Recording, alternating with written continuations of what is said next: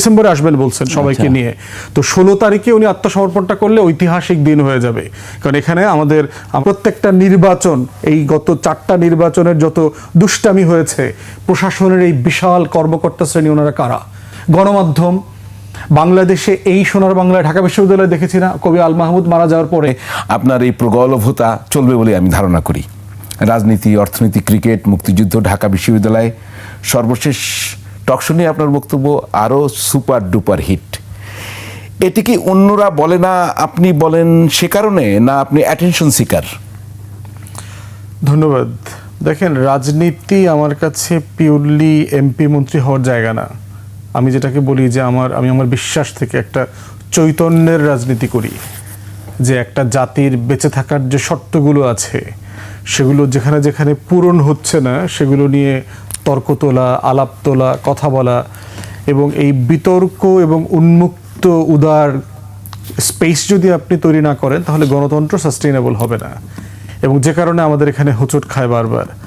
আপনি দেখবেন যে আপনি যেহেতু লম্বা সময় সাংবাদিকতায় আছেন, আপনি প্রচুর প্রেস কনফারেন্স কভার করেছেন, আপনি দেখবেন না যে পৃথিবীর অন্য দেশগুলোর মতো আমাদের প্রধানমন্ত্রীকে কেউ কোনো টাফ কোশ্চেন করে, তেল, আর 17 বছর তো করেই নাই, এত তেল, আমি বুঝে উঠতে পারলাম না যে উনি আসলে গত 2 মিনিট ধরে কি জিজ্ঞেস করলেন। তো এখন এই টাফ কোশ্চেনগুলো যদি করা না হয় তাহলে জাতির হয়ে আমার কথা বলার যে দায়, আমি তো রাজনৈতিক কর্মী, আমার দায়টা কি?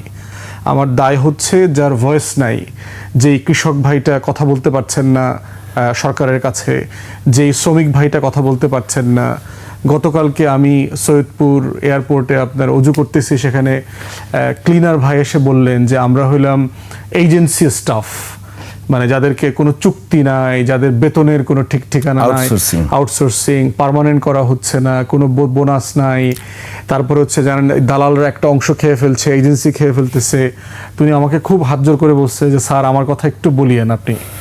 এখন এটাই তো আমার কাজ, আমার রাজনৈতিক কর্মী হিসাবে, যে আমি এই ক্লিনারের হয়ে কথা বলবো, সরকারের সাথে আমি তার দায় তুলে ধরবো, সরকারকে চ্যালেঞ্জ করব। আমি টেলিভিশন চ্যানেলগুলো দেখবেন যে জন্মদিনের উৎসব করে, আপনারা বিভিন্ন বার্ষিকী টার্ষিকী করেন, আমি প্রত্যেক প্রোগ্রামে গিয়ে কিন্তু মালিক পক্ষের বিরুদ্ধে কথা বলি ইনফ্যাক্ট। কারণ এই টেলিভিশন চ্যানেলগুলো, গণমাধ্যমগুলো তার কর্মীদের অধিকার রক্ষা করতে পারছে কিনা, তার দারোয়ান পিয়ন থেকে শুরু করে তার প্রডিউসার, মেকআপ ম্যান, লাইটিংয়ে যে কাজ করছে যে ভাইটা, যারা আমাদেরকে সাজায় গুছায় আমাকে আপনাকে আজকে তুলে ধরতেছে, সেই পিছনের মানুষগুলো বেতন, ভাতা, চাকরির সম্মান, তারপরে নিশ্চয়তা, পেনশন, সেগুলো নিয়ে তার আসলে ভয়েস আছে কিনা। আপনারা যে আমাকে জাতির সব বিষয় নিয়ে কথা বলছেন, যাদের কারণে এই কাজটা আমরা করতে পারি, তাদের হয়ে আসলে কেউ কথা বলে কিনা। তাহলে রাজনৈতিক কর্মী হিসাবে আমার দায় হচ্ছে আমার মানুষকে নিয়ে কথা বলা কন্টিনিউয়াসলি। এবং এটা এমপি মন্ত্রী হওয়া তো একটা সস্তা কাজ, আমার জন্য এমপি মন্ত্রী হওয়া কোনো বিষয়ই না। চেষ্টা করেছিলাম না, চেষ্টাই তো করি নাই। এমপি হওয়ার চেষ্টা বলতেছি নির্বাচন করেছি, জি, এমপি মন্ত্রী হওয়ার কোনো শর্টকাটে যায়নি। বলতেছি বাংলাদেশে আমার মতো লোকের এমপি মন্ত্রী হওয়া কোনো বিষয়ই না। বড় দলগুলো আমাদেরকে লুফে নেওয়ার জন্য বসে আছে, বহুবার অফার দিয়ে বসে আছে। কারা অফার দিয়েছে আপনাকে? দলে না যাই, একটু শুনি, দলের নামে না যাই, কিন্তু আমাদের একটা পয়েন্ট হচ্ছে এমপি মন্ত্রী হওয়াটা জরুরি না। জরুরি হচ্ছে আপনি মাটির জন্য লড়াই করছেন কিনা, আপনার মানুষের জন্য আপনি লড়াইটা করছেন কিনা।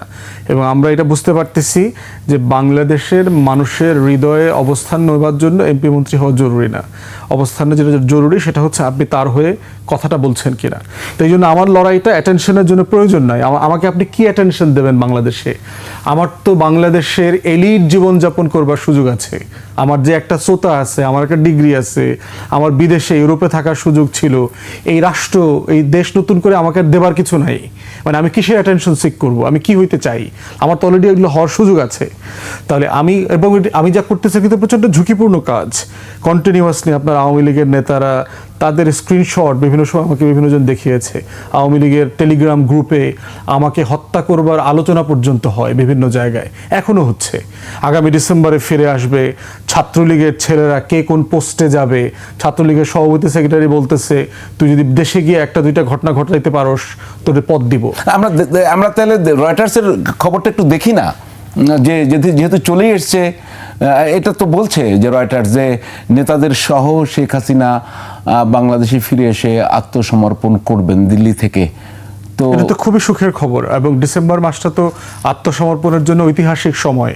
উনি 16 ডিসেম্বর আসলে বেশি ভালো হবে। তাহলে যেটা হবে, আমাদের স্বদেশ প্রত্যাবর্তন দিবস নামে আর একটা দিবস এই জাতিকে আর পালন করতে হবে না, আমরা একসাথে বিজয় দিবস পালন করবো আর কি। আপনি তো আবার বিজয় দিবস পছন্দ করেন না, না এটা তো বিষয় আছে একটা। সেটা পছন্দ করি না তা না, বিজয় দিবস আসলে কোন তারিখে হওয়া উচিত ছিল সেটা নিয়ে আমি তর্কটা তুলেছি, ওখানে আসতেছি। এবং আমাদের আত্মসমর্পণটা তো সোহরাওয়ার্দী উদ্যানে হয়েছে। আমাদের আইসিটি ট্রাইব্যুনালটা কিন্তু খুব বেশি দূরে না, প্রয়োজনে সেদিন শত শত শহীদ পরিবার, আহত পরিবার সবাই যাবেন। শেখ হাসিনা যদি ফিরে আসেন, তাকে ফুলের মালা দেবেন, তাকে যেভাবে রেড কার্পেট দিয়ে সম্বর্ধনা দেওয়া দরকার, একদম মানে কাশিমপুর, কেরানীগঞ্জ পর্যন্ত, যেখানে যেখানে 16 ডিসেম্বর, যেহেতু উনি ডিসেম্বরে আসবেন বলছেন সবাইকে নিয়ে, তো 16 তারিখে উনি আত্মসমর্পণটা করলে ঐতিহাসিক দিন হয়ে যাবে। কারণ এখানে আমরা যাদেরকে যুদ্ধে হারিয়েছিলাম, ভালো হয় আপনার ওই যে সোহরাওয়ার্দী উদ্যানই তো আছে আইসিটি ওখানে বড় সমাবেশ করে ঈদগাহ ময়দানে, প্রয়োজন ঈদগাহ ময়দান তো ঈদের নামাজ ছাড়া ব্যবহার করা যায় না, ওখানে বড় সমাবেশ করবে। কাদের কাছে করবেন আত্মসমর্পণ? রাষ্ট্রের কাছে করবে, আইসিটির কাছে করবে আত্মসমর্পণ। ওয়ারেন্ট ইস্যু করেছে কে? রাষ্ট্রের পক্ষ থেকে তো আইসিটি ওয়ারেন্ট ইস্যু করেছে।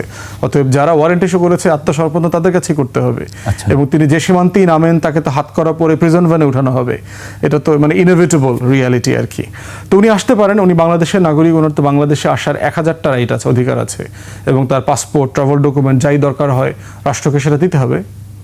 আচ্ছা, আপনি বলছিলেন যে আপনি কথাগুলো বলেন সুস্পষ্ট, স্পেসিফিক। আমার কখনো কখনো মনে হয় আপনার কথার ভিতরে একটা হেয়ালি আছে। আপনি বলছেন অনেক মানুষকে সন্দেহের মধ্যে ফেলে দিচ্ছেন, অর্থাৎ স্পেসিফিক না হলে যেটা হয় আমরা শুনি না। আপনি সাম্প্রতিক সময়ে সর্বশেষ আপনার আলোচিত বক্তব্য একটু বলি, তারপরে দেখাই, মানে টক শুনিয়ে। এটা হচ্ছে লুকানো গুপ্ত আওয়ামী লীগ, এটা হচ্ছে গুপ্ত সাংবাদিক, আরেকটা হচ্ছে আওয়ামী বুদ্ধিজীবী। টকশোতে তারা সিনিয়র সাংবাদিক, টকশো শেষে জিজ্ঞাসা করি কোথায় সাংবাদিকতা করেন, বলেন ভাই বেকার। একটু শুনি আপনার বক্তব্যটা। মিলেমিশে গুপ্ত আওয়ামী লীগ, গুপ্ত সাংবাদিক আর বুদ্ধিজীবী, আওয়ামী বুদ্ধিজীবী। টকশোটা হয়তো টেলিভিশনে 40টার মতো টেলিভিশন আছে, তো আপনি বলছেন কিন্তু স্পেসিফিক করছেন না। তো অনেকেই তো সন্দেহের জালে পড়ে যাচ্ছে, তাদের ভিতরেও পিটপিট করছে। একটু যদি উদাহরণ দিয়ে বলতেন। না, উদাহরণে যাওয়া হচ্ছে বড় জিনিস হচ্ছে যে কিছু জাজমেন্ট আমি তো মতামত আকারে দিচ্ছি, আমি তো জাজমেন্ট দিচ্ছি না, এটা তো ট্রাইব্যুনাল না, এটা কোর্ট না। জনগণের দায়িত্ব হচ্ছে আপনি একটু রাতের বেলা এই যে টকশোগুলো চলছে, মোটামুটি 9টা 10টা থেকে তো টকশোগুলো হয় রাত 12টা 1টা পর্যন্ত, আপনি একটু নিজে 1 সপ্তাহ 10 দিন 2 সপ্তাহ একটু স্ক্রোল করেন, প্রত্যেকটা টকশোতে দেখেন মেহমান হিসেবে কারা আসছে, তাদেরকে আপনি ক্যাটাগরাইজেশন করেন এবং কি কি টপিক নিয়ে আলোচনা হচ্ছে, সেখানে আসলে কতটুকু রেলেভেন্ট, প্রাসঙ্গিক ওই সময়ের জন্য, ওই মাসটার জন্য, ওই ঘটনাগুলোকে কেন্দ্র করে যে আলোচনাগুলো হচ্ছে সেগুলো আসলে কতটুকু রেলেভেন্ট। এবং শুধু এটা বাইরে না, আমি টক শোতে ইনফ্যাক্ট বহুবার বলেছি, আমি প্রডিউসারদেরকে বলেছি যে আজকে এই বিষয় নিয়ে কেন কথা বললেন, আজকে তো এই বিষয় নিয়ে কথা হওয়া দরকার ছিল, আজকে তো এগুলো নিয়ে কথা বলা দরকার ছিল। বলে ভাই হ্যাঁ বলবো এই আগামী 2-3 দিনের মধ্যে এগুলো নিয়ে কথা বলবো। তো এখন আমার কাছে মনে হয়েছে যে আপনারা যারা গণমাধ্যমে আছেন, আপনারা একটা সিরিয়াস রেসপন্সিবল কাজ করছেন, জাতির হয়ে জাতির খবর জাতির কাছে পৌঁছানো, এবং এটা একটা জবাবদিহিতার জায়গা আছে। চিন্তা করে দেখেন তো যে আজকে আপনি আমাকে এখানে শুনানিতে নিয়ে আসছেন, আইনে আপনি আমাকে গ্রিল করতে পারতেছেন, এটা ফাইন, এটা গণতন্ত্রের জন্য খুবই জরুরি। টাফ কোশ্চেন করতে হবে, টাফ আনসার দিতে হবে, মুখোমুখি হতে হবে, যেন জাতি জনগণ জাজমেন্ট করতে পারে যে whether we can trust him as a man and a politician. এটা করতেই হবে। Do you think am I grilling you? না, এটা ফাইন, এটা বলতেছি আপনি কঠিন প্রশ্ন করবেন, এটাই রেসপন্সিবল কাজ সাংবাদিকতার জায়গা থেকে। কিন্তু প্রশ্ন হচ্ছে আমরা কি একজন সংবাদকর্মীকে গ্রিল করতে পারি? জনগণ পারে। যেমন ধরেন কোনো একটা গণমাধ্যমের কোনো একটা রিপোর্ট অসত্য, গাঁজাখোর, একদম একটা বাটপারি নিউজ ছাপায় দিল, আমরা যারা আছি জনগণ, আমরা কি ওনাকে ডাকতে পারবো, ওই মালিক পক্ষকে ডেকে জিজ্ঞেস করতে পারবো যে ভাই এটা কেন লিখলেন, এইটা নিয়ে টকশো আছে কিনা, যে আজকে এই গণমাধ্যমগুলো এই ধরনের মিসলিডিং নিউজ করতেছে। এই যে দেখেন গত 2 সপ্তাহ থেকে, মানে জুলাই আসার আগে থেকেই আওয়ামী লীগ আসবে এবং আওয়ামী লীগ আসার বয়ান, আওয়ামী লীগ ছাড়া কি আসলে অন্তর্ভুক্তিমূলক নির্বাচন হবে, আওয়ামী লীগ ছাড়া কি আসলে দেশে স্থিতিশীলতা ফিরে আসবে, আওয়ামী লীগ কি আসলে রিগ্রেট করছে, মানে কন্টিনিউয়াস ফার্স্ট পেজ নিউজ এবং কলাম সকল প্রায় একটা বিশাল সংখ্যক গণমাধ্যমে আমরা দেখতে পাচ্ছি। প্রাসঙ্গিক নয় না, এই প্রশ্নগুলো সবসময় প্রাসঙ্গিক না। আলোচনাটা হওয়া দরকার ছিল আওয়ামী লীগের বিচারের কতটুকু কি হলো, আমাদের জুলাই শহীদদের তালিকাটা ভালোভাবে হইল না কেন, প্রতিবন্ধী যারা আছেন তাদের পুনর্বাসনের খবর কি? জুলাই স্মৃতি ফাউন্ডেশনের কর্মীরা কেন 5 মাস থেকে বেতন পাচ্ছে না? কেন বাংলাদেশ ব্যাংকের গভর্নর আমাদের জুলাই শহীদদের যেই ভর্তুকি টাকা দেওয়ার কথা ছিল সেগুলো বন্ধ করে দিলেন? কেন মুক্তিযুদ্ধ মন্ত্রণালয় এবং তার আমলারা জুলাই কেন্দ্রিক প্রচণ্ড রিডান্ডেন্ট আচরণ করছেন, তাদের টাকা ছাড় দিচ্ছেন না? কেন করছেন না সেই প্রশ্নগুলো তো আমি দেখতে পাচ্ছি না। মানে আওয়ামী লীগকে রেলেভেন্ট করবার জায়গাটা কোথায় এখানে? গণহত্যার বিচারের কত দূর? 2 বছরে বিচারের কেন মাত্র 7টা চার্জশিটের রায় হয়েছে? বাকি আওয়ামী লীগের নেতাদের কিছু হচ্ছে না আপনার কেন? মনে হয় টার্গেটেড এই যে রিলেভেন্ট করা, এটা কি টার্গেটেড? এটা আমার কাছে মনে হয়েছে এটা পরিকল্পিত। কেন? কারণ প্যাটার্ন, কারণ হচ্ছে বাংলাদেশের গণমাধ্যম, বাংলাদেশের এস্টাবলিশমেন্ট এখনো এটা মেনে নিতে পারছে না যে আওয়ামী লীগ নামক একটা জিনিসের গণ অভ্যুত্থানে পরাজয় হয়েছে and they are politically dead. তারা কামব্যাক করতে পারবে না। হিস্ট্রি, পলিটিক্যাল সায়েন্স কিচ্ছু বলে না। যদি কোনোদিন কামব্যাক করে আমাদের সফটওয়্যার আপডেট করতে হবে। আমরা যারা ইতিহাস এবং রাষ্ট্রবিজ্ঞান পড়েছি আমাদের সব লেখাপড়া আপনার ডাস্টবিনে ফেলে দিতে হবে। তাদেরকে আওয়ামী লীগ ভাত কাপড় দেয় এখন? দেয় কিনা সেটা তো লম্বা প্রশ্ন। রয়টার্সের যে রিপোর্ট আপনি রেফার করেছেন, দিজ আর মানে বট রিপোর্টস, আমরা এগুলো জানি। আপনার মনে থাকার কথা, মানে যারা মানে রিউমার স্ক্যানিং করেন, যারা গণমাধ্যমকে ওয়াচ করেন, আওয়ামী লীগের শতাধিক আর্টিকেল আওয়ামী লীগকে নিয়ে গত 5-7 বছরে লেখা হয়েছে, বিভিন্ন গণমাধ্যমে বাংলা ইংলিশে ছাপা হয়েছে। এগুলো সব fake writer, fake researcher, fake বিশ্ববিদ্যালয়ের টিচার, ফেক বিভিন্ন দেশে। এটা কি ফেক রাইটার মনে হয়, ফেক রিপোর্ট মনে হয়? এটা বলছি না, বাট বলছি যে ভাষা বলছে যে লেখা। আপনি যদি এনডিটিভির যেই রেফারেন্সে তারা নিউজ করেছে কয়েকদিন আগে, যে ইমেইলে শেখ হাসিনা একটা ইন্টারভিউ দেখেছে, আপনি দেখবেন এটা শব্দ প্যাটার্ন। আমরা যারা ইংলিশ লিটারেচারের সাথে অভ্যস্ত, আমরা যারা জীবনে হাজার হাজার ইংলিশ বই পড়ছি, পত্রিকা পড়ছি, আমরা লেখার প্যাটার্ন দেখলে বুঝি যে এই লেখার এই লেখকের কিনা, এই পত্রিকার কিনা, এই লেখার প্যাটার্ন আছে। না, আমি একটু বলি, প্যাটার্ন দেখে বলছেন, আমরা রিপোর্টটা একবার দেখি এখানে, যে আপনার কি মনে হয় রয়টার্সের মতো একটি আন্তর্জাতিক সংবাদ মাধ্যম সে তার রিপোর্টার সেখানে তাকে ইউজ করতে পারবে? অথবা ওই খুবই সহজ কাজ। কিরকম? বাহিরে পশ্চিমা দেশে তো আবার লবিস্ট ফার্ম আছে, আইনে বৈধ। আওয়ামী লীগকে সেই ফেক রিপোর্টারদেরকে দিয়ে পশ্চিমের গুরুত্বপূর্ণ পত্রিকাগুলোতে লেখায় নাই, কলম ছাপায় নাই। মানে রয়টার্সের মতো এই ধরনের রয়টার্সের মতো না, হ্যাঁ, গার্ডিয়ানের ফেক রিপোর্ট আসছে, রাইটারকে পরে খুঁজে পাওয়া যায় নাই। ওয়াশিংটনে পোস্টের লেখা আসছে, পৃথিবীর এরকম বিভিন্ন গুরুত্বপূর্ণ মাধ্যমে, অস্ট্রেলিয়ান পত্রিকাতে লেখাজোখা আসছে, বাংলাদেশের ইংলিশ পত্রিকাগুলোতে লেখা আসছে, ইন্ডিয়ান পত্রিকাতে তো আসছেই, ফেক রাইটারদেরকে দিয়ে লেখাইছে। শত শত রিপোর্ট এরকম আসছে আপনার। তাহলে প্রশ্ন হচ্ছে এটা তো বৈধভাবে করা সম্ভব? যারা আমরা পশ্চিমের রাজনীতি বুঝি, লবিস্ট ফার্মগুলো কিভাবে কাজ করে, ওখানে সিনেটর কেনাবেচা করা যায় লবিস্ট ফার্ম দিয়ে, আইনের মাধ্যমে করা যায়। তাহলে কেন করা যাবে না? আপনি রয়টারের সাথে লবি করবেন, বৈধভাবে লবি করতে পারবেন। বৈধভাবে হাসিনা বাংলাদেশে এত বছরের ফ্যাসিবাদ কায়েম করার পরেও পৃথিবীর সবচেয়ে শক্তিশালী নারী, টাইম ম্যাগাজিনে হাসিনার ফার্স্ট পেজে ছবি আসে নাই, দেখি নাই আমরা। বড় বড় গুরুত্বপূর্ণ ন্যাশনাল ম্যাগাজিনে তার নাম আসে নাই। কিভাবে সম্ভব হলো যে বাংলাদেশে গণতন্ত্র নাই, ভোট নাই, নির্বাচন নাই, বিরোধী দলকে নাই করে দিয়েছে? সে এই পত্রিকাগুলো রিপোর্টগুলো আসলো কিভাবে? সাংবাদিক কি কখনো বেকার হয়? ডিপেন্ড করতেছে যে আপনি আসলে সাংবাদিকতা করছেন কিনা। আপনার সাংবাদিকতা তো একটা পেশার মতো, যেমন আইনজীবী বেকার হইতে পারে কিনা? হ্যাঁ, পারে। আপনি যদি একটা টাইমে পর রিটায়ারমেন্টে চলে যান অফিসিয়ালি, বিদেশে দেখেছি আমরা, কোনো প্রফেশনই আপনার 80-90 বছর পর্যন্ত যদ্দুন হায়াত আছে, যদ্দুন শরীর চলে, অদ্দুন এই কাজ করে না। পশ্চিমা দেশগুলোতে সব প্রফেশন থেকে, সে ডাক্তার হোক, নার্স হোক, লয়ার হোক, তারা একটা সার্টেন টাইমের পরে ভলান্টারি রিটায়ারমেন্টে চলে যায়, ঘোরাফেরা করে, বউ বাচ্চা নিয়ে ঘুরে টুরে সময় কাটায় বিভিন্ন জায়গাতে। তাহলে সাংবাদিক কেন রিটায়ারমেন্টে যেতে পারবে না? প্রশ্ন হচ্ছে যে এর মানে কি আপনি কথা বলতে পারবেন না? আমি সেটাই যেটা আপনি করছেন না সেই পরিচয়টা দেওয়ার দরকার নাই তো। মানে আপনি একটা কাজ করেন না, ধরুন আপনি এক সময় শিক্ষক ছিলেন, এখন আর শিক্ষকতা করেন না, তাহলে সিনিয়র শিক্ষক বলে তাকে পরিচয় দিচ্ছে, তাকে সাবেক শিক্ষক পরিচয় দিবেন। যিনি সচিব, আপনার এখানে তো অনেক সচিবরা আসেন, তাকে তো সিনিয়র সচিব বলেন না তো এখন আর, কারণ উনি তো রিটায়ারমেন্টে চলে গেছেন, সাবেক শিক্ষক সচিব বলছেন। তাহলে আপনি যে কাজটা করেন না, আপনি কোনো গণমাধ্যমে কাজ করছেন না, তাহলে আপনি পরিচয়টা ওই ফর্মে কখনো বেকার হবে? হ্যাঁ, হতে পারে, যদি আপনি প্রফেসরে না থাকেন, আপনি যদি প্র্যাকটিস না করেন, আপনি যদি প্রফেশনে না থাকেন। চাকরি তো করে বাংলাদেশে, আমি বহু আইনজীবী আমাদের বন্ধু বান্ধবরা আছেন, ওনারা চাকরি করেন, ওনারা পরিচয় দেওয়ার সময় তো আইনজীবী বলেন না। হ্যাঁ ভাই, আমি এক সময় ল পড়ছি, কোর্টে এনরোলমেন্ট আছে, বাট আমি কর্পোরেটে জব করি। উনি তো নিজেকে উকিল বলে পরিচয় দেন না। একটা প্রশ্ন আপনাকে করতে চাই, আপনি যদি একটি টেলিভিশন চ্যানেল বা একটি গণমাধ্যমের মালিক হন, ধরে নিলাম হাইপোথিসিস প্রশ্ন, তো আপনার সেই টক শোর ডিজাইনটি কেমন হবে, কারা থাকবে সেখানে, কি কথা বলবে, এটাকে আপনি নির্ধারণ করে দেবেন? এইটা তো একটা জটিল ব্যাপার হচ্ছে আপনি আমার একটা প্রশ্ন করেছেন, যেমন ধরুন আমি বলি আর কি যে আমি তো চাকরিজীবীর সন্তান, এবং এটা সবসময় বলে যে চাকরিজীবীদের ছেলে মেয়েদের মানে অন্তরটা পুঁটি মাছের মতো হয়, মানে হলো যে এরা ব্যবসায়ী হইতে পারে না, খুব কম আর কি। তো আমি উদ্যোক্তা টাইপের মানুষ না, টেলিভিশন চ্যানেলের মালিক হওয়ার কোনো সম্ভাবনা নাই।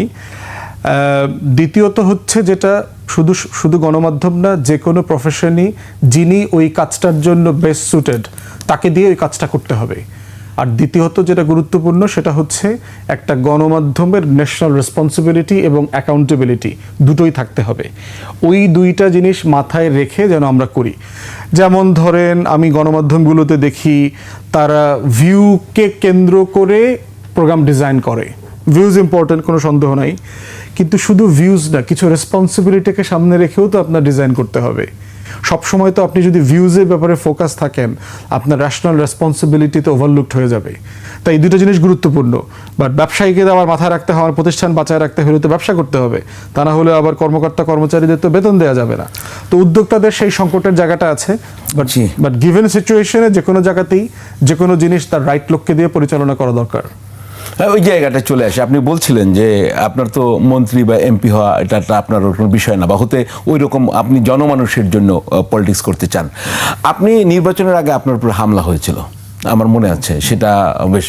আপনি তখন বলছিলেন যে প্রতি মুহূর্তেই বিএনপির ভোট কমছে, এবং ওই হামলার মাধ্যমে 10 লাখ ভোট কমেছে বিএনপির। সেটা কি সারা দেশে? আমরা একটু দেখি বক্তব্যটা, না ওইখানে আছে, দেখানো যাবে? আমরা বিএনপিকে বলছি এরপরও বিএনপি মোট 209টি আসন পেয়েছে। আপনার ধারণা যদি বিএনপি ওরকম না করতো তাহলে কতগুলো আসন পেত? মানে 2/3 ব্রুট মেজরিটি, আরো কত বেশি আসন পেত একটু আমার বলতে। প্রতিদিনই তো কমেছে, 1000 করে, তারপরে একদিনে 10 লাখ, তো মোটামুটি তো কোটির ঘরে গেছে। যদি বিএনপি আপনি যে রাইট ট্র্যাক তাদের জন্য সাজেস্ট করেছিলেন, সেটা হলে বিএনপির আসন কত হতে পারতো, মানে একটা ধারণা চাই আপনার কাছে। প্রথম কথা হচ্ছে যে আপনার বিএনপি তো তার যে হিস্টোরিক জাতীয়তাবাদী যে ভোট ব্যাংক, এই ভোট ব্যাংক সিরিয়াসলি কমে গেছে এবার। তাহলে প্রশ্ন হচ্ছে সে জিতলো কিভাবে?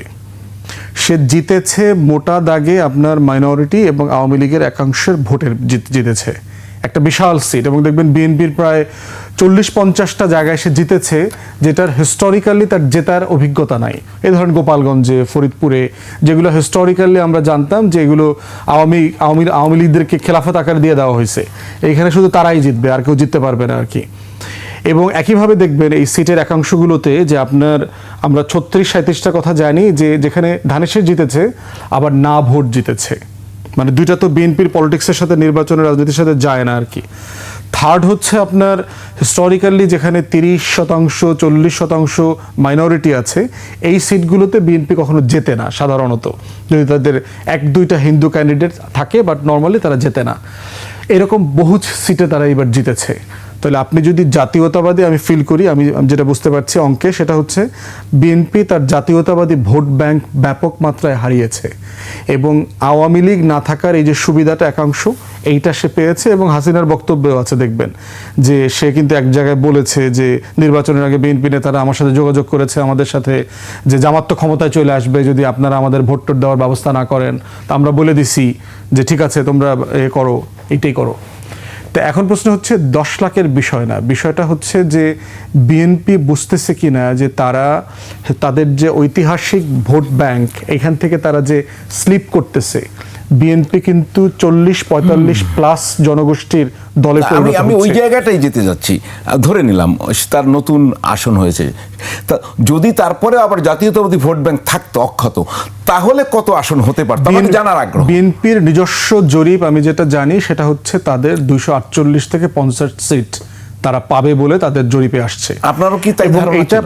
এটা মোটামুটি রিজনেবল। যদি গত 2 বছর মানে ইন্টারিমের সময় যদি বিএনপির নেতাকর্মীদের আচার আচরণ খাইসলত ভালো থাকতো, এই সিটটা তাদের পক্ষে পাওয়া সম্ভব ছিল। কারণ এই কম্পিটিশন, এই রেঞ্জে তো আর কোনো রাজনৈতিক দল নাই, প্র্যাকটিক্যালি নাই। তাহলে জামাতের এত সিট হতো না? উত্থানটা জামাত এত সিট পাওয়ার সম্ভাবনা, জামাত কত পেতে পারতো ধরেন? জামাত আপনার এরকমই ধরেন 248-50 সিট যদি বিএনপি পায়, বাকি সিট বাকিরা সবাই পাইতো। তো এই যে একটা জামাতের ভোট ব্যাংক তো এত না, জামাতের ভোট ব্যাংক কত 6-8-10% সর্বোচ্চ। টোটাল বিরোধী দলের ভোট ব্যাংক হইতে পারতো 15%। তো জামাত এবং টোটাল বিরোধী দল তো একটা বিশাল এন্টি বিএনপি ভোট পাইছে, যারা বিএনপির 1.5-2 বছরের আচরণে অসন্তুষ্ট হয়েছে, তারা বোধ করতেছে যে বিএনপি জিয়াউর রহমানের, খালেদা জিয়ার রাজনীতি করছে না, ওই জায়গাটাতে তারা ডিসাইসিভ না। তো সেই এন্টি বিএনপি যে রিয়াকশনের ভোট, সেটা তো জামাতের ঘরে গেছে, যেহেতু আর কোনো দল ছিল না ভোট দেবার মতো। জি, আপনার আসন হচ্ছে বরিশাল 3 মুলাদি বাবুগঞ্জ। আপনি ভোট ভালোই পেয়েছেন, 21,000 ভোট কম পেয়েছেন। কি মনে হয়, এটি কি সঠিক ছিল, না আসলে আপনার জয়ের কথা ছিল? 21 না 19 হবে, 19,000, হ্যাঁ, সামথিং এরকম। একটা বিষয় দেখেন যে আমি যে ভোট পেয়েছি, ওখানে কোনো এমপি, নির্বাচিত এমপি কোনোদিন এত ভোট পায় নাই। আমি যে ভোট পেয়ে হেরেছি, আচ্ছা, মানে কাস্টিং ভোট অনেক বেশি। এক্স্যাক্টলি, আমি যে ভোট পেয়ে হেরেছি এই ভোট ওখানে কেউ পায় নাই কখনো। হিস্টোরিক্যালি ওখানে ভোটের, যেহেতু আপনার দুর্গম এলাকা আছে, 5টা বড় নদী আছে, তো ওখানে ভোটের কাস্টিং বরাবরই কম, দুর্গম এলাকা হওয়ার কারণে। 50% কখনো ক্রস করেছে বলে আমার জানা নাই আর কি। তো এইখানে এইটা একটা বড় অঙ্কের জায়গা। দ্বিতীয়ত, যদি আপনি প্রবাসী এবং ব্যালটের ভোট যদি ধরেন, আপনার এনভেলপ ভোটিং যেটা আসছে, সেখানের ভোটেও কিন্তু সকল দল মিলে যা পেয়েছে তার থেকে আমার ভোট বেশি। থার্ড জায়গা হচ্ছে আমাদের জোটসঙ্গী যারা ছিলেন, আমার দল সহ, তাদের কারোই ওখানে দলীয় সাংগঠনিক অবস্থান খুব শক্তিশালী না। তো লেভেল প্লেইং ফিল্ডে বিএনপি এত উপরে আগানো যে ওর ধারে কাছেও আপনার সেন্টার পাহারা দেওয়া, অথবা ওই জায়গাটাতে নিরাপদে আমার ভোটাররা এসে ভোট দিয়ে চলে যেতে পারবেন। আমাদের এজেন্টরা, একটা বিশাল সংখ্যক এজেন্ট, আপনার 20% 30% এজেন্ট আমরা খুঁজে পাইনি, বা আগের দিন ফোনে হুমকি দিয়েছে, এলাকা ছাড়া হয়ে গেছে, বাড়ি থেকে চলে গেছে। তো এই জায়গাগুলো তো লেভেল প্লেইং ফিল্ডে ঘাটতি ছিল। এখন এই ঘাটতিগুলো পূরণ করতে পারলে ভোটের রেঞ্জ কি হইতো, টাকাটা কি হয়েছে, অনেক জায়গাতে অনেক সেন্টারে আমরা অভিযোগ করেছি। আমাদেরকে বিশেষ করে আপনার আইনশৃঙ্খলা বাহিনী, মানে যেখানেই আমরা কল করেছি, সাহায্য চেয়েছি, নির্বাচন কমিশনের কর্মকর্তারা ব্যাপক সাহায্য করেছে। যারা স্ট্রাইকিং ফোর্স ছিল তারা সব জায়গায় চেষ্টা করেছে। দুর্গম হওয়ার কারণে মানে এটা প্র্যাকটিক্যালি ছিল না। আপনার স্পিড বোটে আপনি 2 ঘন্টা গিয়ে একটা সেন্টারে, ওইখানে গিয়ে তো আপনি টাকাইতে সময় লাগে 15 মিনিট 20 মিনিট। তো সেই জায়গাতে আমি বোধ করি যে একদম অ্যাবসলিউটলি ফেয়ার নির্বাচন হয়েছে তা না, কিন্তু ওটার রেজাল্ট কি হইতে পারতো এটা তো আমি প্রেডিক্ট করতে পারি। প্রশ্নটা ওখান থেকে, ব্যারিস্টার আসাদুজ্জামান ফুয়াদ, নতুন বিজয় দিবস তো খুঁজছিলেন আপনি, সেটা পেয়েছেন কিনা, বা সেই চেষ্টা কত দূরে হচ্ছে? প্রথম কথা হচ্ছে যে এই তর্কটা কেন আসছে, আপনার বাংলাদেশে এই একটা গোপন চুক্তির আলাপ খুব বেশি হয় নাই। সেপ্টেম্বর অক্টোবর মাসে 1971 সালে হয়েছিল 7 দফা চুক্তি আর কি। এবং এই চুক্তিটা করার পরে আপনার বলা হচ্ছে যে নজরুল ইসলাম সাহেব, উনি মানে মূর্ছা গেছেন, উনি পড়ে গেছেন। সৈয়দ নজরুল ইসলাম সাহেব, উনি অস্থায়ী সরকারের দায়িত্বে ছিলেন তখন, এবং ভারত অ্যাক্টিভলি সাহায্য করার ব্যাপারে রাজি হচ্ছিল না এই চুক্তি করা ছাড়া। তারা ব্যাক এন্ডে অনেক হেল্প করছে, কিন্তু মুক্তিযুদ্ধের গতি বাড়ানোর জন্য যেটা করা দরকার ছিল সেটা করবার জন্য তারা রাজি হচ্ছিল না। এখন দেখেন, আমি চুক্তিটা একটু একনরফ 7টা দফা সামারি বলে ফেলতেছি আর কি। প্রথম কথা হচ্ছে, মুক্তিযুদ্ধ করেনি এমন কোনো কর্মকর্তা কর্মচারী বাংলাদেশ সরকারে আর চাকরি করতে পারবে না যুদ্ধের পরে, দেশ স্বাধীন হওয়ার পরে। দেশের কোনো নিজস্ব সেনাবাহিনী থাকবে না। একটা অভ্যন্তরীণ আইন শৃঙ্খলা রক্ষা করবার জন্য একটা প্যারা মিলিশিয়া, মানে আধা সেনাবাহিনী টাইপের একটা বাহিনী থাকবে, যেটা পরবর্তীতে রক্ষী বাহিনী আকারে আবির্ভূত হয়েছিল 72 থেকে 75-এ। বাংলাদেশে সেনাবাহিনীর দায়িত্ব পালন করবে ভারত, তাদের নিজস্ব রেজিমেন্ট থাকবে, ফোর্স থাকবে, এবং প্রতি বছর নভেম্বর মাসে এটাকে পর্যবেক্ষণ করবার জন্য রিভিউ মিটিং হবে 2 দেশের ভিতরে। বাণিজ্যিক চুক্তি করতে, আন্তর্জাতিক কোনো চুক্তি করতে অন্য দেশের সাথে ভারতের সাথে সমন্বয় করে সম্মতি নিতে হবে। বিদেশ বিষয়ে ভারতের পররাষ্ট্রনীতির বাইরে বাংলাদেশের নিজস্ব কোনো পররাষ্ট্রনীতি থাকতে পারবে না। ফাইনালি হচ্ছে এইটা স্বীকার করতে হবে যে এই যুদ্ধের পরিণতিতে ভারতীয় বাহিনীর নেতৃত্বে মুক্তিযুদ্ধ হয়েছে, স্বাধীনতা যুদ্ধ হয়েছে। অতএব সারেন্ডার করবার প্রশ্ন আসলে পাকিস্তান ভারতের কাছে সারেন্ডার করবে। এই হচ্ছে মোটা দাগে। আপনি এটার ব্যাখ্যা দেবেন, তবে একটা প্রশ্ন করে নিতে চাই, এই চুক্তিটি আমরা কোথায় পেতে পারি? অনেক বই আছে, আমি বই না, স্পেসিফিক চুক্তিটা কোথাও সংরক্ষিত আছে কিনা? না, চুক্তি তো আপনি বই ছাড়া রেফারেন্স পাবেন না, কারণ চুক্তি যেহেতু প্রকাশ করা হয়নি অফিসিয়ালি। বাংলাদেশ রাষ্ট্র তো এই চুক্তি কখনো পার্লামেন্টে রাটিফাই করে নাই, অথবা বাংলাদেশের কোনো সরকার এই চুক্তিকে রাটিফাই করে নাই, মানে এই চুক্তি রেটিফাই হয় কখনো হয়নি। তো যে চুক্তি রেটিফাই হয় না, এটা ভ্যালু আছে? কোনো ভ্যালু আছে, কারণ এটার উপরে তো আপনি বাংলাদেশের স্বার্থগুলো জড়িত, যে কেন এই কাজগুলো করতে হয়েছে, এবং এটার ব্যাখ্যা দিব। বই কোথায় পাবেন? দেখবেন যে আপনার নুরুল কাদের সাহেব আমলা ছিলেন, পলিটিশিয়ান ছিলেন, আওয়ামী লীগের সাথে অস্থায়ী সরকারের দায়িত্ব পালন করেছেন। 266 দিনের স্বাধীনতা বই, অনেকগুলো বই আছে, অলিয়াদের লেখায় নুরুল পাবেন। কাদের সাহেব সম্ভবত বাংলাদেশের গার্মেন্টস শিল্পের উদ্যোক্তাদের একজন গুরুত্বপূর্ণ মানুষ ছিলেন। এখন এই চুক্তির পরে 16ই ডিসেম্বরে সারেন্ডার সেরেমনিতে দেখেন আমার কোনো প্রতিনিধি ছিল কিনা। আমার তো সর্বাধিনায়ক ছিল জেনারেল ওসমানী।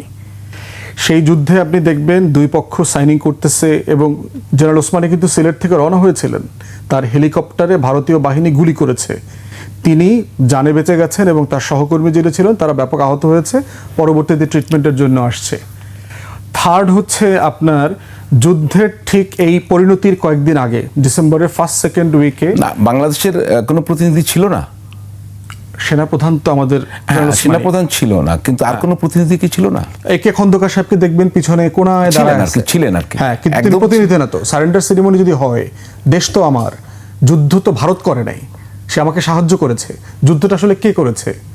যুদ্ধটা তো বাংলাদেশের লোকরা করেছে, এবং ভারত এখানে জয়েন করেছে 3, 4, 5, 6 তারিখের দিকে বলতে পারেন ডিসেম্বরের। কিছু বোম্বিং টোম্বিং এখানে করেছে, এবং সেগুলো খুব রাইট বোম্বিং করেছে, রাইট জায়গাতে, এটা মুক্তিযোদ্ধারা বলে না।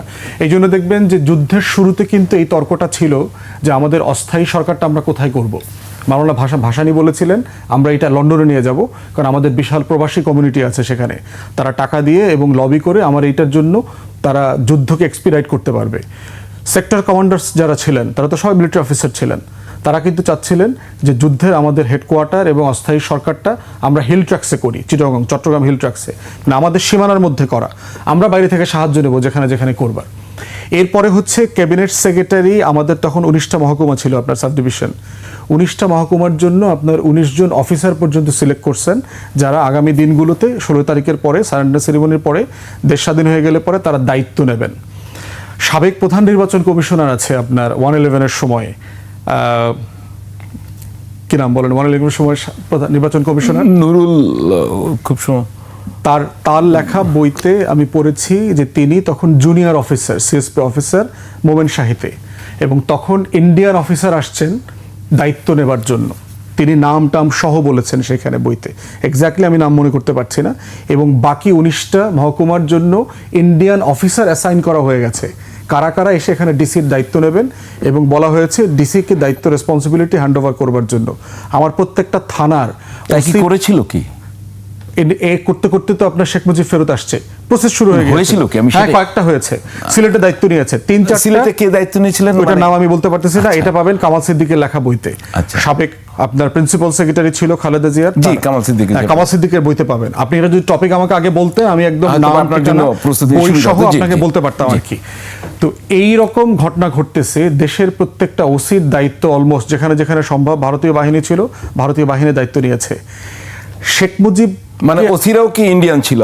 ইন্ডিয়ান আর্মি অফিসার, তারা ওসির দায়িত্ব নিয়েছে, মানে নিশ্চয়ই তালিকা পাওয়া যাবে, এবং আপনি পাবেন যে কটা জায়গায় দায়িত্ব নিয়েছে। ইভেন আপনি দেখবেন, আপনি যখন জহির রায়হান রিলেটেড ঘটনাটা পড়বেন, যে তাদের ফ্যামিলি মেম্বাররা মিরপুরে, মোহাম্মদপুরে ইন্ডিয়ান ওসির সাথে কথা বলতে গেছেন তার ওয়্যারঅ্যাবাউটস জানার জন্য, তার বোনের ইন্টারভিউ পর্যন্ত আছে এই ব্যাপারে।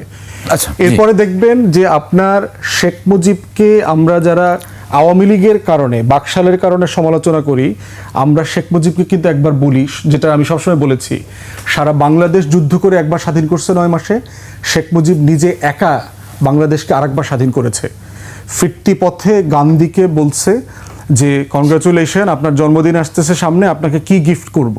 শেখ মুজিব বলছে আপনি বাংলাদেশ থেকে সৈন্যদেরকে সরায় নিয়ে আসবেন, জানুয়ারি মাসে বলছে, আপনার মনে আছে? ইন্ডিয়া লন্ডন থেকে আসার পথে দিল্লি হয়ে প্রশ্ন ছিল কবে সৈন্য ফেরত নেবেন, কবে আপনি সৈন্য ফেরত নেবেন, এবং ইন্দিরা গান্ধীর কথা আসছে তার প্রাইভেট সেক্টরে লেখা বইতে, যে ওনার মুখ ফ্যাকাশে হয়ে গেছে। আমার মনে হয় আপনি ক্লিয়ার করতে পেরেছেন, শেষ করে ফেলি অংশটা।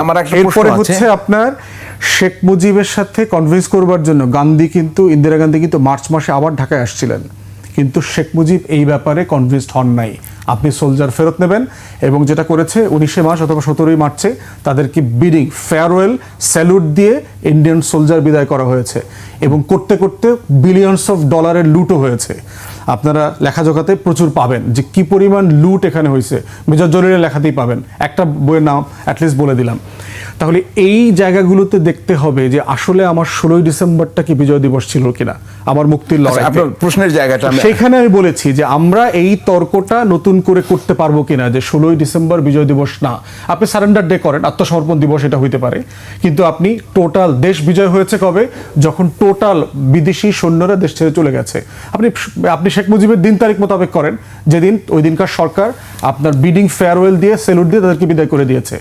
এখন প্রশ্ন কথা বলা যাবে না, একটু আমি কথা বলি তাহলে, মানে যখন উনি ফেরত মানে উনি তো এলেন মানে ইন্ডিয়া 10ই জানুয়ারি, তো ওই দিনকে বিজয় দিবস করা যায় কিনা, আপনার কি ওপিনিয়ন? আমার কোনো আপত্তি নাই, আপনি যেদিন 10 তারিখে করেন, অথবা হচ্ছে যেদিন আপনার সেনাবাহিনীর সব soldier by end of March মোটামুটি সবাই চলে গেছে। কেউ কেউ বলেছেন যে নন কমব্যাট অনেক অফিসিয়াল যেতে যেতে এপ্রিল মে মাস হয়ে গেছে, সেটা আপনি তর্কটা তোলেন। বাট প্রশ্ন হচ্ছে যে আমি বিজয় দিবসই মানি না, মানে যেভাবে আমাকে ভিলিফাই করা হয়েছে, বাস্তবতা তো তা না। আমার বাবা মুক্তিযোদ্ধা ছিলেন, বিজয় দিবস মানবো না কেন? কোনো না একটা দেশ তো স্বাধীন হয়েছে, তো আমার মুক্তির লড়াইতে তো আমি জিতেছি, হাজার হাজার মানুষের জীবন দিয়েছি। আপনি বলছেন যে প্রকৃত বিজয়টা কখন হবে না, সেটা মানে আমি কবে আসলে বিদেশি সোলজার মুক্ত হয়েছি, সেটা কি সেই বিজয়টা কি বঙ্গবন্ধুর নেতৃত্বেই হলো? তাকে সামনে রেখে তো যুদ্ধ হয়েছে, এটা কি অস্বীকার করতে পারবে? শেখ মুজিব নিজে যুদ্ধ চাইছেন কিনা, স্বাধীনতা চাইছেন কিনা, এটা একটা ভিন্ন তর্ক।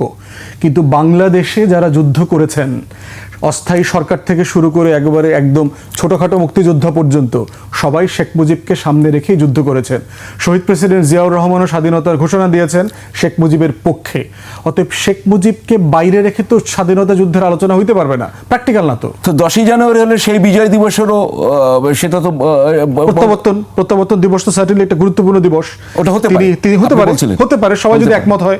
আমার তো কোনো মানে আমার বিষয়টা হলো যে তর্কটা তোলা উচিত। আচ্ছা, আমি একটা ইন্ডিয়ান সারেন্ডার সেরিমনিকে আমার বিজয় দিবস করব কিনা, যেহেতু একটা সূত্রপাত আছে এই কাজগুলো করবার। আপনি এই ডিবেটটা তুলতে চান, আলাপটা তো হচ্ছে, আপনি যেহেতু তুলছেন।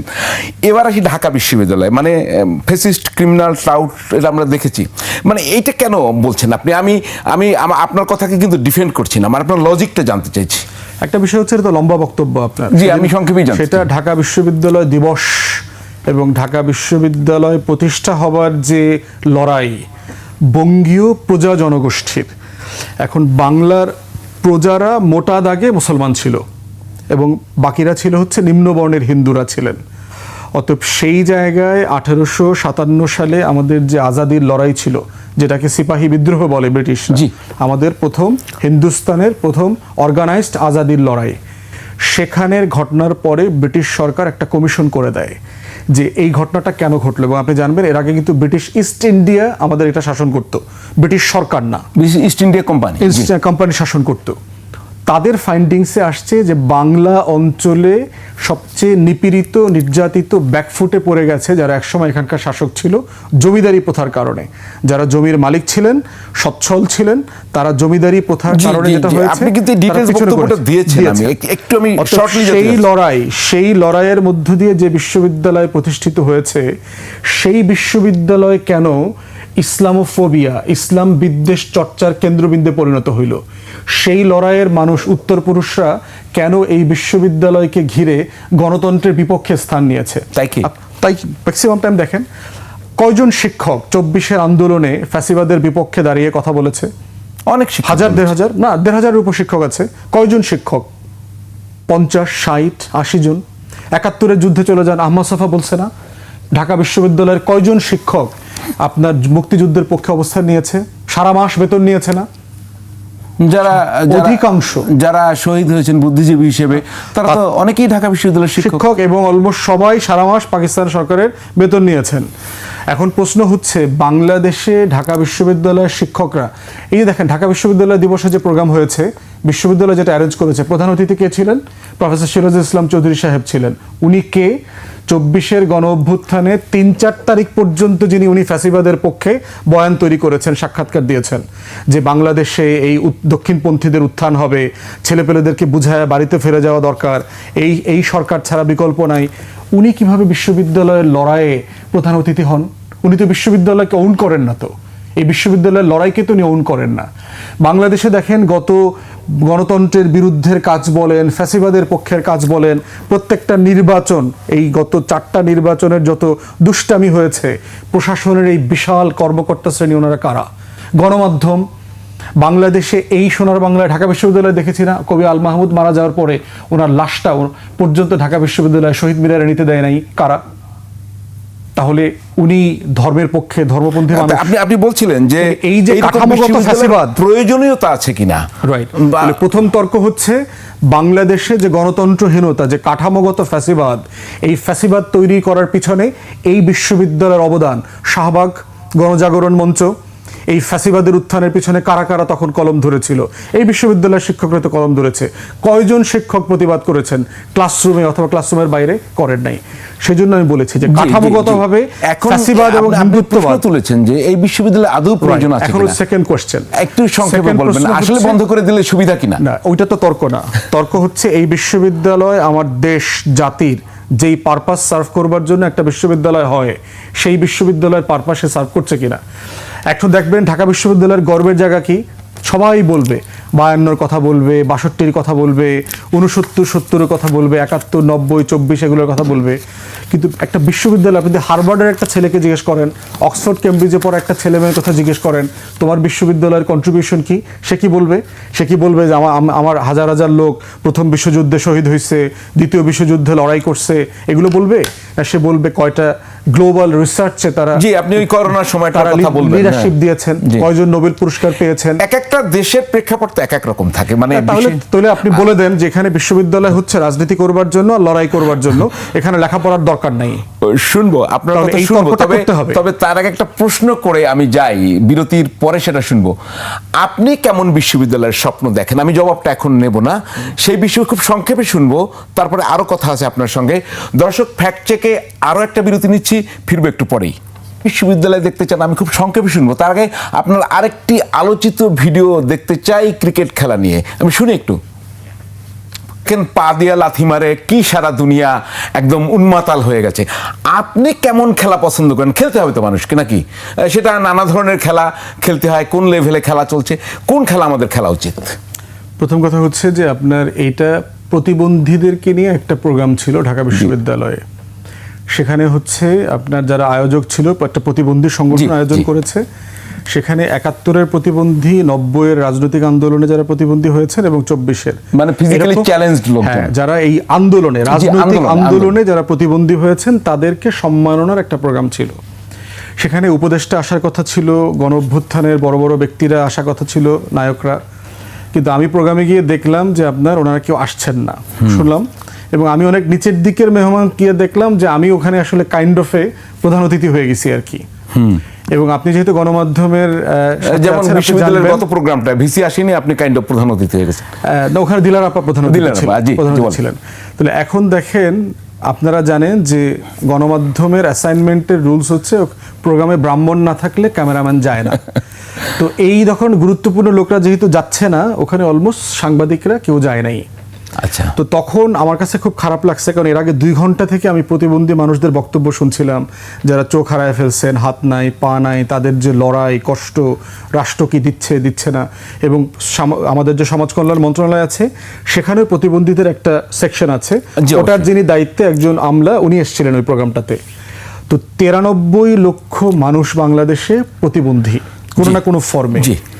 এই জনগোষ্ঠীর প্রতিদিনকার যে কষ্টের লড়াই, সেই লড়াইটা তুলে ধরবার প্রয়োজনীয়তা গণমাধ্যম মনে করেন নাই, শুধুমাত্র ওখানে কোনো ব্রাহ্মণ যায় নাই বলে। তাহলে এখন ওই যে বললাম, আমি তো নমশূদ্রের রাজনীতি করি, আমি তো অচ্ছুত দলিতদের রাজনীতি করি, তখন আমার কষ্ট থেকে আমি বলেছি, যদি এখানে আরো অনেক কিছু বলছি, যদি এখানে পরিমণি থাকতো, এখানে বুবলির বাচ্চার বাপকে এই আলোচনার টপিক থাকতো, এখানে খেলা, ফুটবল, ক্রিকেট এগুলো হইতো, তাহলে এখানে ক্যামেরা, গণমাধ্যমের কোনো অভাব, গণমাধ্যমের কথা কিন্তু আমি বলছি, তাদের কোনো অভাব হইতো না। এইটা সিম্পলি আমার একটা কষ্ট থেকে আমি বলেছি যে এই প্রায় 1 কোটি প্রতিবন্ধী মানুষের খবর তার লড়াইটা তুলে ধরবার প্রয়োজনীয়তা মেহমানরাও বোধ করেন নাই, ক্যামেরাম্যানরাও বোধ করেন নাই। তো এইটা হচ্ছে ওটার কনটেক্সট, মানে সিরিয়াসনেসের জায়গা থেকে। খেলা তো খেলা থাকবে না কেন ভাই? আমি নিজে ফুটবলের উপরে অনেকগুলো কমেন্ট্রি দিয়েছি, বা বিসিবি দখলের আগে পরের ঘটনাগুলো নিয়ে আমি অনেকগুলো কমেন্ট্রি দিয়েছি, কিভাবে রাজনীতি মুক্ত করা আপনি কি দরকার। কোন ধরনের খেলাধুলা পছন্দ করেন বা প্লেয়ার ছিলেন? আমি মেইনলি হচ্ছে ক্রিকেট খেলেছি, লম্বা সময় ক্রিকেট খেলতাম।